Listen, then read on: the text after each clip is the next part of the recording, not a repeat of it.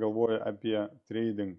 Tai prekyba biržoj, realiai trading, jeigu žiūrime žodį, tai bet kokie mainai yra jų prekyba. Ne? Bet kai sakai trading, aš taip įsivaizduoju, kad turiu omeny prekybą biržoje, tai yra sunkiai išmokstamas amatas, taip sakykim, bet viskas įmanoma yra, kas pas mus bendruomeniai pasirenka būtent šitą dalyką mokytis. Mano kolega irgi prekiauja biržoje ir turi savo mokinių ir jie taip pat prekiauja.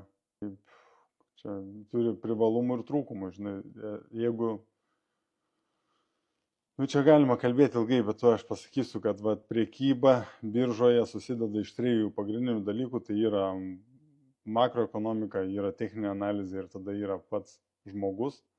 Ir jeigu žmogus gali išmanyti techninę analizę, gali sekti makroekonomiką, bet jeigu jis nesugeba orientuotis ir savęs pažinoti, negali valdyti emocijų tokių kaip godumas, baimė, azartas, tai greičiausiai jam nepavyks. Ir negalima eiti į prekybą biržoje, tikėdamiesi išsispręsti savo finansinės problemas, greičiausiai jums tai pablogins.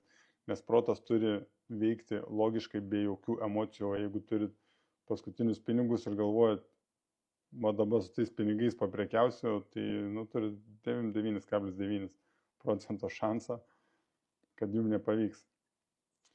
Dažniausiai pavyksta tiem, kurie uoliai mokosi techninę analizę, seka naujienas, turi jau daugiau patirties, ypatingai ir gyvenime. Pastebėjau, kad verslininkam geriau sekas pagal statistiką iš mūsų grupės dėl to, kad jie turi didesnę toleranciją rizikai, jau kitaip su tais pinigais elgiasi ir vadovaujasi šaltu protu, o ne emocijomis.